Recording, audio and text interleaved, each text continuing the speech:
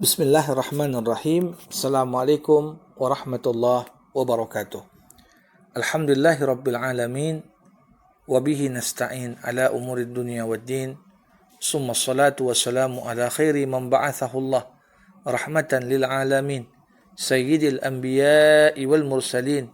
Rasulillah Muhammad sallallahu alaihi wasallam wa ala alihi wa sahbihi ajma'in. Para hadirin sekalian, kembali kita berjumpa dalam mata kuliah kita PPMDI, Perkembangan Pemikiran Modern dalam Islam. Di pertemuan pertama yang lalu telah kita kupas tentang konsep tajdid dalam Islam. Apa yang menjadi persyaratan, apa yang menjadi latar belakang, bagaimana citra seorang mujaddid dan hal-hal yang berkaitan dengannya. Di pertemuan kali ini kita akan membahas tentang pembaharuan atau modernisasi dalam sejarah Islam. Tentu saja kalau kita melihat modernisme dalam masyarakat barat, pengertiannya pikiran, aliran, gerakan dan usaha-usaha untuk merubah paham-paham, adat istiadat, institusi-institusi lama dan sebagainya untuk disesuaikan dengan suasana baru yang ditimbulkan oleh kemajuan ilmu pengetahuan dan teknologi. Nah, di masyarakat barat, pikiran dan aliran ini memasuki lapangan agama dan modernisme dalam hidup keagamaan di barat punya tujuan untuk menyesuaikan ajaran-ajaran yang ada dalam agama Katolik dan Protestan agar bisa sejalan dan sesuai dengan ilmu pengetahuan dan filsafat modern. Nah, inilah yang kemudian pembaharuan ini mengakibatkan timbulnya sekularisme di tengah masyarakat barat. Kemajuan ilmu pengetahuan dan teknologi modern memasuki juga dunia Islam, terutama sesudah awal abad ke-19 yang dalam sejarah Islam dipandang sebagai permulaan periode modern. Kontak dunia Islam dengan dunia barat selanjutnya membawa ide-ide baru masuk ke dunia Islam seperti rasionalisme, nasionalisme, demokrasi dan lain sebagainya. Semua ini menimbulkan persoalan-persoalan baru dan pemimpin-pemimpin Islam pun mulai memikirkan bagaimana cara mengatasi persoalan-persoalan yang baru itu. Sebagaimana yang terjadi di barat, di dunia Islam juga timbul pikiran dan gerakan untuk menyesuaikan paham-paham keagamaan Islam dengan perkembangan baru yang ditimbulkan oleh kemajuan ilmu pengetahuan dan teknologi ini. Maka pemimpin-pemimpin Islam modern mengharap akan dapat melepas umat Islam dari suasana kemunduran untuk selanjutnya dibawa menuju kemajuan. Kaum orientalis yang sejak lama mengadakan studi tentang Islam dan umat Islam mempelajari perkembangan modern dari hasil penyelidikan. Mereka siarkan dalam bentuk artikel, misalnya Muslim World, Studia Islamika, ya, dan beberapa jurnal lainnya. Ya, begitu juga ada buku-buku yang bercerita tentang Islam and Modernism in Egypt, atau Modern Islam in India, atau Modern Trend in Islam yang ditulis oleh H.A.R. Gibb, ya, pada abad yang lalu. Nah, apa yang ditemukan oleh kaum orientalis barat ini sedikit banyak berpengaruh ke dunia Islam. Kaum terpelajar Islam mulai memusatkan perhatian pada perkembangan modern dalam Islam. Dan kata modernisme mulai diterjemahkan ke dalam bahasa-bahasa yang dipakai dalam Islam seperti at-tajdid atau pembaharuan, ya, dalam bahasa Indonesia. Nah, kalau kita melihat konsep tajdid pada pertemuan yang lalu, ini tidak bisa dilepaskan dari latar belakang maju mundurnya umat dalam sejarah. Pembaruan dalam Islam timbul di periode sejarah Islam yang disebut modern dan mempunyai tujuan agar membawa umat Islam pada kemajuan.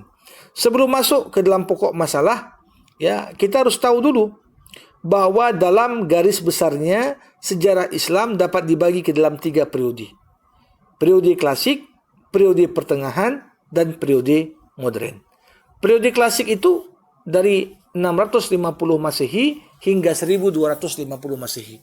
Ini merupakan zaman kemajuan dan dibagi menjadi dua fase. Fase ekspansi, integrasi dan puncak kemajuan itu 650 sampai 1000 Masehi. Di zaman inilah daerah Islam meluas melalui Afrika Utara sampai ke Spanyol di barat dan melalui Persia sampai ke India di timur. Daerah itu tunduk semua kepada kekuasaan khalifah yang pada mulanya berkedudukan di Madinah, kemudian pindah ke Damaskus, terakhir di Baghdad. Di masa ini pula berkembang dan ilmu pengetahuan sampai pada puncaknya, baik dalam bidang agama maupun non-agama dan kemudian Islam. Zaman inilah yang menghasilkan ulama-ulama besar seperti Imam Malik, Imam Abu Hanifah, Imam Syafi'i, Imam Ahmad bin Hanbal, Imam Asy'ari, Imam Al-Maturidi, Wasil bin Atha, Abu Huzail, An-Nazam, Al-Jubba'i, Zunnun Misri, Abu Yazid Bustami, Al-Hallaj, Al-Kindi, Al-Farabi, Ibnu Sina, Ibnu Miskawih, Ibnu Al-Haytham, Ibnu Hayyan, Abu Hayyan, Al-Khawarizmi, Al-Mas'udi, Al-Razi. Kemudian masuk fase kedua, fase disintegrasi dari tahun 1000 Masehi sampai 1250 Masehi. Di masa ini keutuhan umat Islam dalam bidang politik mulai pecah. Kekuasaan khalifah mulai menurun hingga pada akhirnya Baghdad, ibu kota peradaban Islam, dirampas dan dihancurkan oleh Hulagu Khan tahun 1258 Masehi. Khalifah sebagai lambang kesatuan politik umat hilang. Nah, ini tadi masih periode klasik. Nah, periode kedua, periode pertengahan dari 1250 sampai 1800 Masehi. Juga dibagi menjadi dua fase. Fase kemunduran 1250 sampai 1500 Masehi. Di zaman ini desentralisasi dan disintegrasi bertambah tinggi. Perbedaan antara Sunni dan Syiah, antara Arab dan Persia makin kelihatan. Dunia Islam terbagi dua. Bagian Arab terdiri atas Arabia, Irak, Suriah, Palestina, Mesir, Afrika Utara dengan Mesir sebagai pusat, dan bagian Persia terdiri dari Balkan, Asia Kecil, Persia, Asia Tengah, dan Iran sebagai pusat. Kebudayaan Persia mengambil bentuk internasional. Dengan demikian mendesak lapangan kebudayaan Arab. Terdapat pendapat bahwa pintu ijtihad tertutup makin meluas. Demikian juga tarekat dengan pengaruh negatifnya. Perhatian pada ilmu pengetahuan sangat kurang sekali. Dan umat Islam di Spanyol terpaksa diusir atau dipaksa masuk Kristen.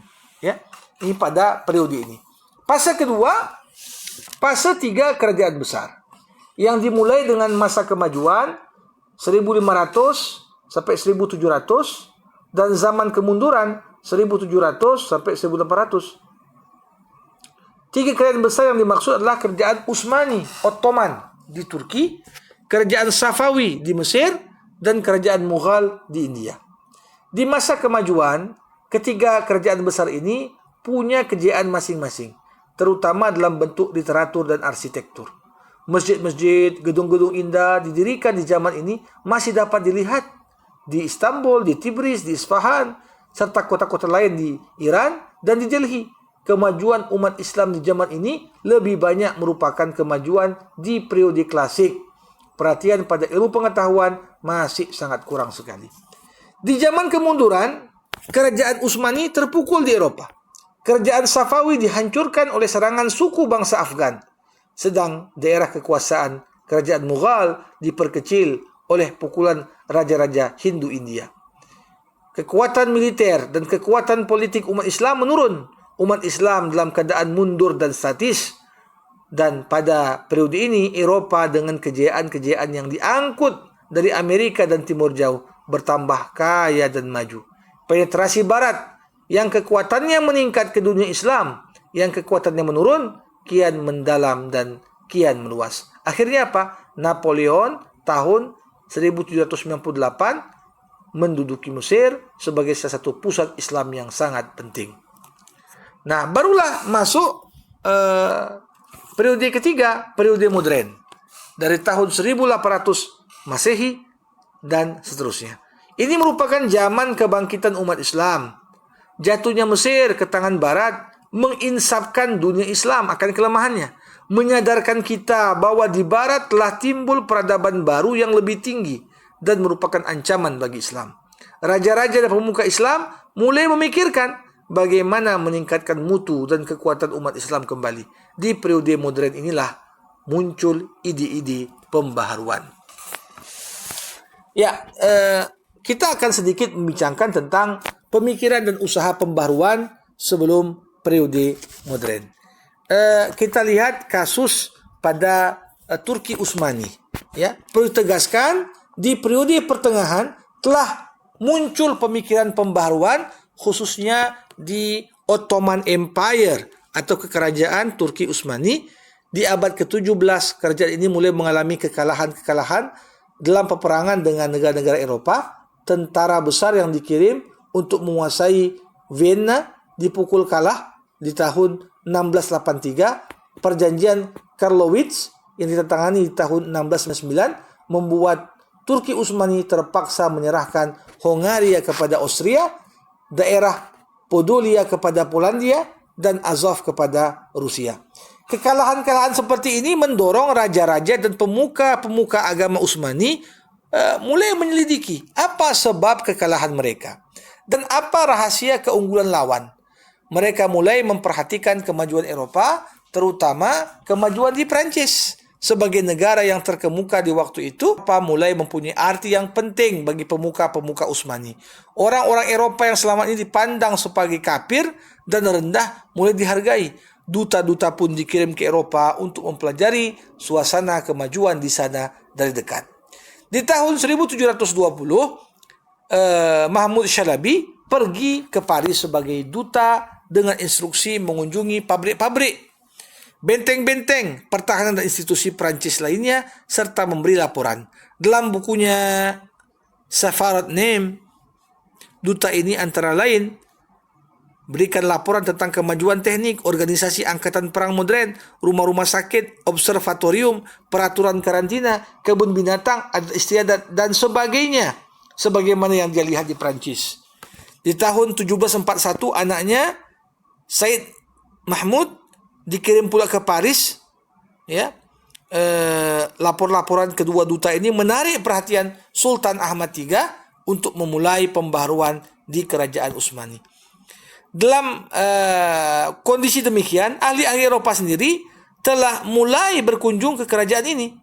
Ya, misalnya kita lihat de Rochefort datang tahun 1717 ke Istanbul dengan usul pembentukan suatu korps artileri dan tawaran untuk memberikan pelajaran dan pelatihan tentara Utsmani dalam ilmu-ilmu kemiliteran modern. Tahun 1729 datang lagi seorang Prancis, Comte de Bonneval, yang kemudian masuk Islam, mengganti namanya dengan Hum Barashi Pasha. Kepadanya diserahkan tugas melatih tentara memakai alat meriam modern. Untuk menjalankan tugas ini, dia dibantu oleh McCarthy dari Irlandia, Ramsay dari Skotlandia, dan Mornay dari Prancis. Atas usaha pakar-pakar Eropa ini, taktik dan teknik militer modern dimasukkan dalam angkatan perang Utsmani, dan tahun 1734 dibuka pertama kali sekolah teknik militer. Dalam lapangan non-militer, pemikiran usaha pembaharuan juga terus dilakukan oleh Ibrahim Mutafarriqah. Ia berasal dari Hongaria dan ketika masih muda, remaja tertangkap dalam perang Utsmani-Hongaria. Dia dibawa ke Istanbul, masuk Islam, dan dengan cepat dapat menguasai bahasa dan adat istiadat Turki. Menurut keterangan, dia pandai berbahasa Perancis, Itali, Latin, Jerman, di samping bahasa Hongaria dan Turki. Usahanya yang pertama menghasilkan pembukaan suatu percetakan di Turki. Ya, tahun 1727, fatwa yang dimintakan dari Syekhul Islam, kerajaan Utsmani membolehkan percetakan buku-buku selain dari Al-Quran, hadis, fikih, ilmu kalam, dan tafsir. Maka ia pun mencetak buku-buku mengenai ilmu kedokteran, astronomi, ilmu pasti, sejarah, dan sebagainya. Ibrahim Mutafarriqah juga pandai mengarang dan menulis buku-buku yang dikarangnya melalui berbagai cabang ilmu pengetahuan. Ilmu bumi, ilmu alam, ilmu politik, dan permasalahan militer, kemajuan teknik Eropa, dan kemajuan yang diperoleh Rusia sebagai hasil dari pembaharuan-pembaharuan yang dijalankan Peter yang Agung. Usaha Ibrahim untuk memperkenalkan ilmu-ilmu pengetahuan modern dan kemajuan Barat kepada pembaca-pembaca Turki disertai pula usaha penterjemahan buku-buku Barat ke dalam bahasa Turki. Suatu badan penterjemah yang terdiri dari 25 anggota dibentuk tahun 1717. Ya, ini gambaran bagaimana usaha pembaruan telah dilaksanakan di Turki Utsmani di abad ke-18.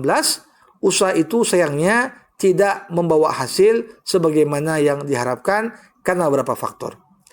Setelah Sultan Sulaiman Al-Qanuni yang wafat 1566 Masehi, kerajaan Utsmani senantiasa mempunyai sultan-sultan lemah. Wewenang sultan juga jauh merosot, dan pada kondisi itu keuangan negara juga lemah sehingga belanja yang diperlukan untuk pembaharuan jauh dari kata cukup. Usaha-usaha pembaruan itu mendapat tantangan keras dari dua golongan yang berpengaruh. Ada tantangan yang dilancarkan oleh tentara tetap yang disebut dengan Yeniseri. Mereka mempunyai hubungan erat dengan tarekat Bektashi yang besar pengaruhnya dalam masyarakat. Karena eratnya hubungan itu, mereka juga disebut dengan tentara Bektashi. Yeniseri dibentuk di abad ke-14 dari anak-anak orang bukan Islam di daerah-daerah yang tunduk di bawah kekuasaan Turki Utsmani. Mereka dibawa ke Istanbul dan di sana diberikan pendidikan Islam, didikan militer, disiplin yang keras. Mulai dari abad ke-17, Yeniseri menguasai suasana politik di kerajaan. Sultan-sultan yang tak disukai mereka jatuhkan dan bunuh, termasuk Sultan Salim yang wafat 1807 karena ingin mengadakan pembaruan di antaranya dalam lapangan militer ditentang. Mereka jatuhkan dan dibunuh tahun 1807. Tantangan lain datang dari pihak kaum ulama dan cendekiawan. Ide-ide pembaharuan yang datang dari Eropa dianggap bertentangan dengan paham-paham tradisional yang berkembang di tengah-tengah masyarakat Islam. Ide demokrasi misalnya, yang menghendaki pemilihan wakil-wakil di parlemen oleh rakyat. Dan demikian juga pemilihan kepala negara, tak sesuai dengan tradisi pemerintahan kerajaan-kerajaan Islam.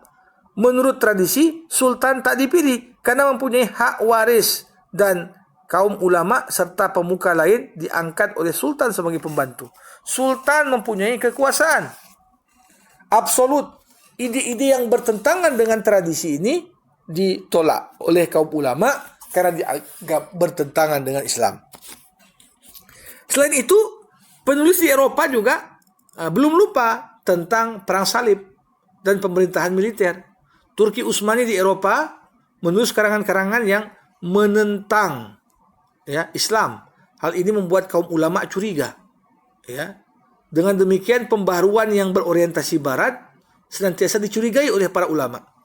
Apalagi kalau usaha pembaruan itu dijalankan oleh orang-orang yang bukan Islam. Kaum ulama curiga bahwa semua itu datang untuk menghancurkan Islam dan umatnya. Pembaruan juga akan membawa perubahan-perubahan yang tidak menguntungkan bagi ulama. Percetakan umpamanya akan membuat golongan penulis manuskrip kehilangan sumber rezeki. Pendidikan barat akan menimbulkan golongan intelijensia baru yang akan menjadi saingan kaum ulama. Dalam masyarakat tradisional, hanya kaum ulama yang merupakan golongan intelijensia yang berpengaruh pada masyarakat. Dalam menentang usaha-usaha pembaruan di periode pertengahan ini, kaum ulama dan Yeniseri menjalin kerjasama yang baik. Hal-hal tersebut di atas kemudian membuat usaha pembaruan di Turki Utsmani tidak membawa hasil yang diharapkan. Usaha pembaruan kedua dimulai di periode modern setelah Yeniseri berhasil dihancurkan oleh Sultan Mahmud II tahun 1826. Pembaharuan inilah yang pada akhirnya membawa kepada perubahan-perubahan besar di Turki. Kemudian kalau kita merujuk pada kasus di India, pada permulaan abad ke-18 kerajaan Mughal di India sudah masuk zaman kemunduran. Perang saudara untuk merebut kekuasaan di Delhi selalu terjadi. Setelah Aurangzeb meninggal dunia 1707, putranya bernama Muazzam lah yang berhasil menggantikan ayahnya ayahnya sebagai raja dengan nama Bahadur Shah. 5 tahun kemudian terjadi pula perebutan kekuasaan antara putra-putra Bahadur Shah. Dalam persaingan ini, Jenderal Zulfikar Khan turut memainkan peranan penting atas terpengaruhnya putra terlemah Jahandar Shah untuk dinobatkan sebagai raja. Tapi Jahandar Shah ini mendapatkan tantangan dari keponakannya Muhammad Farrukh Syiar. Dalam pertempuran yang terjadi tahun 1713, Farrukh Syiar memperoleh kemenangan dan dapat mempertahankan kedudukannya sebagai raja sampai 1719. Raja ini kemudian dibunuh oleh komplotan Sayyid Hussein Ali dan Sayyid Hasan Ali, 2 bersaudara yang pada hakikatnya memegang kekuasaan di Istana Delhi. Sebagai gantinya, mereka angkat Muhammad Shah. Dalam keadaan yang demikian, tak heran kalau golongan-golongan Hindu yang ingin melepaskan diri dari kekuasaan Mughal akhirnya mengambil sikap menentang. Bahadur Shah misalnya mendapatkan tantangan dari golongan Sikh di bawah pimpinan Banda. Di sebelah utara Delhi, mereka dapat merampas kota Sadaura. Dalam serangan ke kota Sirhind, mereka mengadakan perampasan dan pembunuhan terhadap penduduk yang beragama Islam. Golongan Maratha di bawah pimpinan Bajirao dapat merampas sebagian dari daerah Gujarat tahun 1732, dan pada tahun 1737 malahan dapat menyerang sampai ke perbatasan ibu kota.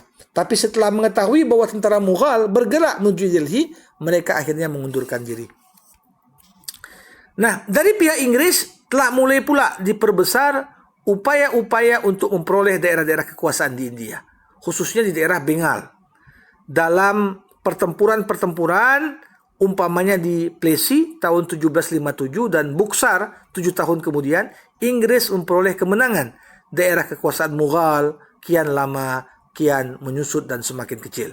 Serangan terhadap Delhi bukan hanya datang dari dalam saja, tapi juga dari luar India. Di Persia, Nadir Shah dapat merebut kekuasaan karena dutanya tidak diterima oleh Raja Mughal Mahmud Shah untuk beraudiensi.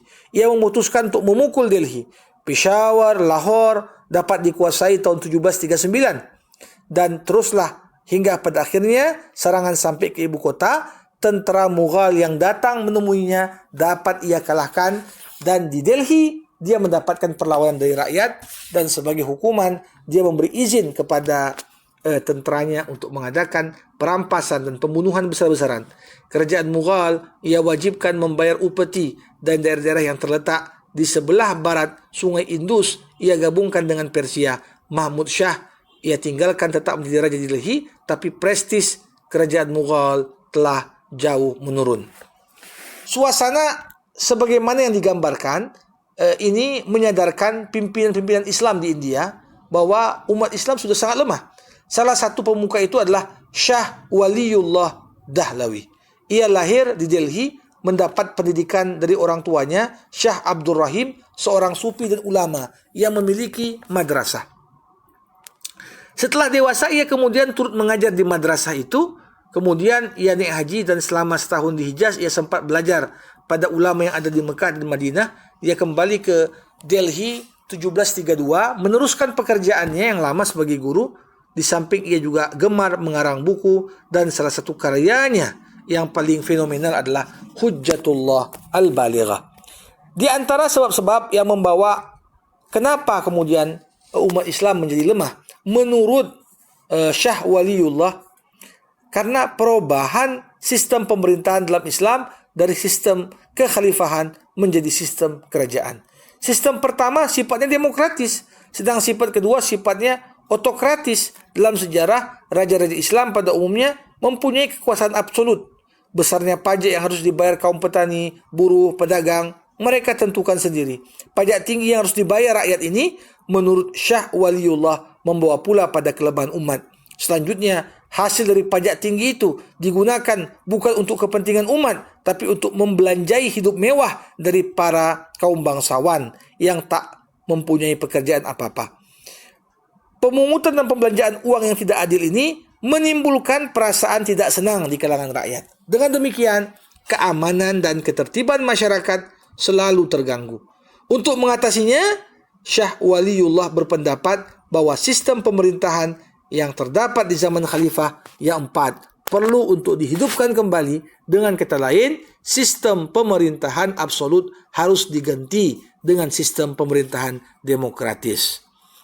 Perpecahan yang terjadi di kalangan umat Islam dalam pendapat Syah Waliullah Dahlawi merupakan sebab lain lemahnya umat Islam.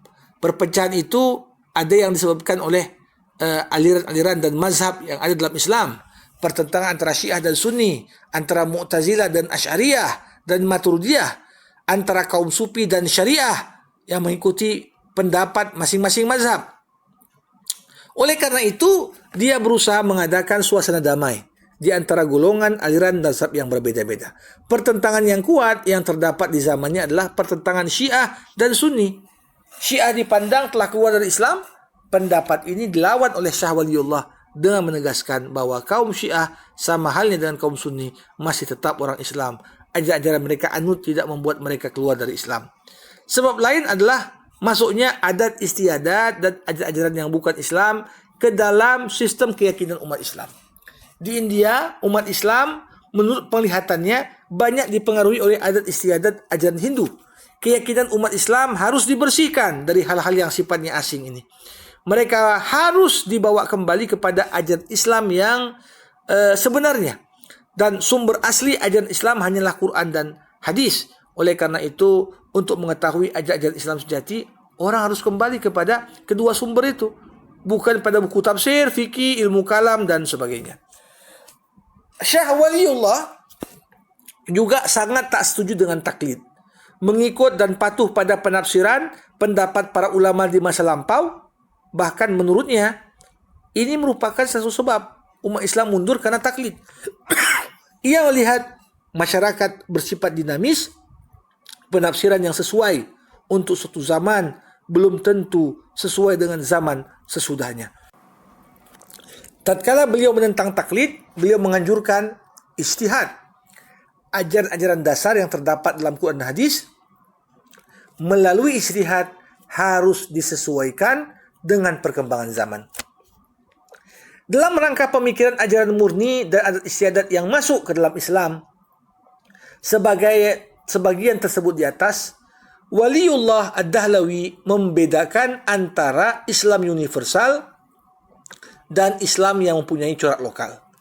Islam universal mengandung ajaran-ajaran dasar yang konkret, sedang Islam lokal mempunyai corak yang ditentukan oleh kondisi tempat yang bersangkutan.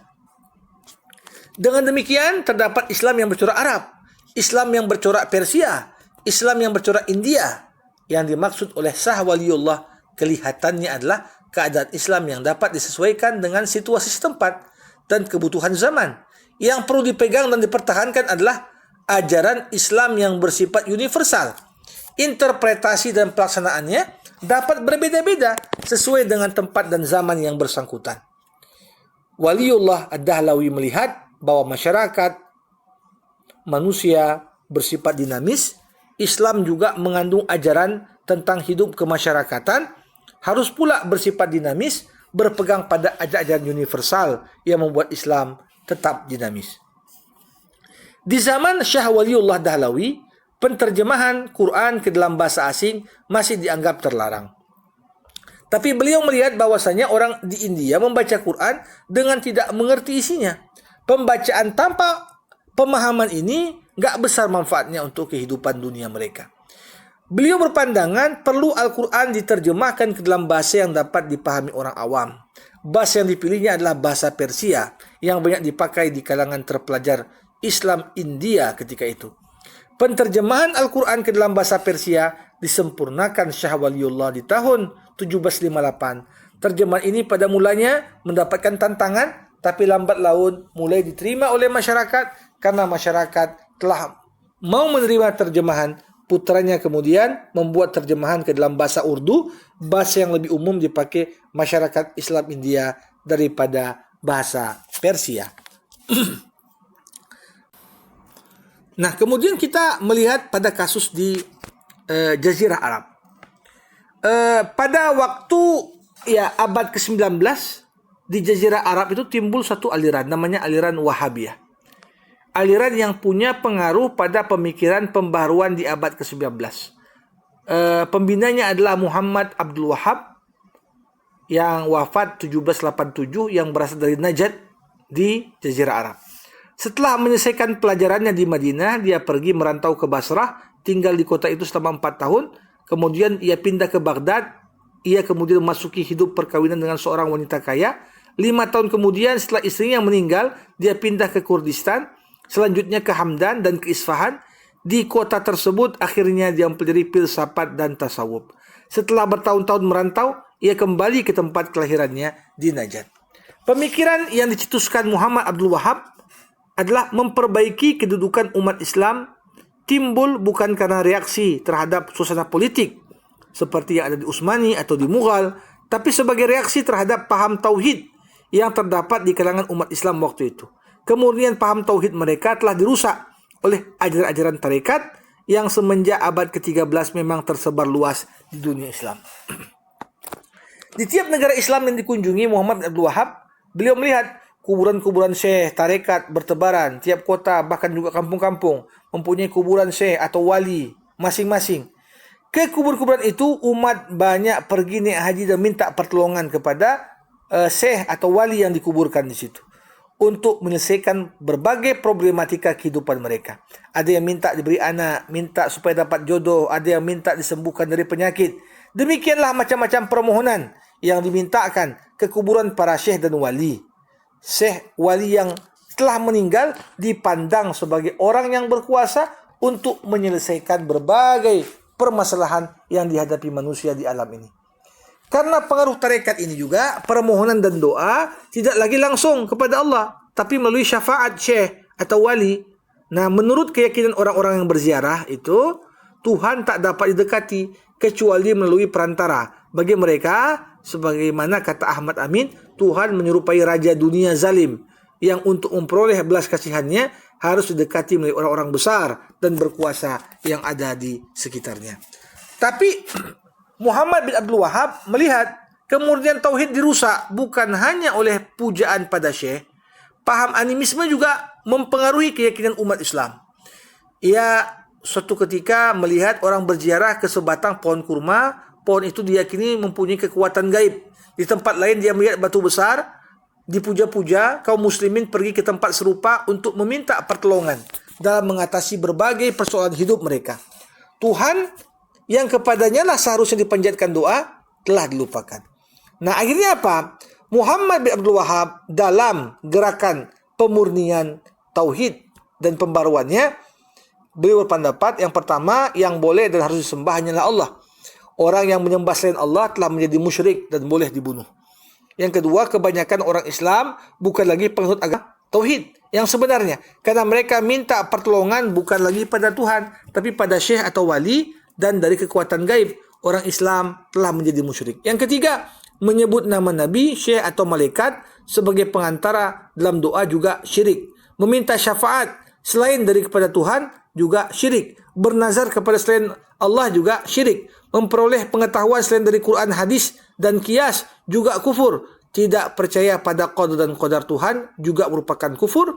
Demikian juga menafsirkan Quran dengan takwil adalah kufur. Jadi semua yang di atas dianggap bid'ah, dan bid'ah adalah kesesatan. Untuk melepaskan umat Islam dari kesesatan ini, umat Islam harus kembali kepada Islam yang asli. Islam asli itu adalah yang dipraktikkan di zaman Nabi, sahabat, tabi'in hingga abad ketiga Hijriah. Kepercayaan dan praktik lain yang timbul sesudah zaman itu bukan ajaran asli dari Islam, maka harus ditinggalkan. Dengan demikian, taklid dan patuh kepada pendapat ulama sesudah abad ketiga enggak dibenarkan. Pendapat dan penafsiran ulama tidaklah merupakan sumber dari ajaran Islam. Ya, jadi sumber yang diakui hanya Quran, hadis. Dan untuk memahami ajaran-ajaran yang terkandung dalam kedua sumber itu dipakai ijtihad. Baginya pintu ijtihad tak tertutup. Sama dengan Syekh Waliullah, Muhammad bin Abdul Wahab juga pengikut Ibnu Taimiyah. Muhammad bin Abdul Wahab bukan hanya seorang teoritis ya, tapi juga pemimpin yang aktif berusaha mewujudkan pemikirannya. Dia dapat dukungan dari Muhammad bin Saud dan putranya Abdul Aziz di Najd. Paham-paham Muhammad bin Abdul Wahab kemudian mulai tersebar dan golongannya makin kuat hingga di tahun 1773 mereka dapat menduduki kota Riyadh. Di tahun 1787 Muhammad bin Abdul Wahab meninggal, tapi ajarannya terus hidup, mengambil bentuk aliran yang dikenal dengan nama Wahabiyah. Untuk mengembalikan kemurnian tauhid, kuburan-kuburan yang banyak dikunjungi dengan tujuan mendapatkan syafaat dan dengan demikian membawa pada paham syirik, kemudian mereka coba hapus. Tahun 1802 mereka serang Karbala karena di kota ini ada kuburan Husain, ya. Beberapa tahun kemudian mereka serang Madinah.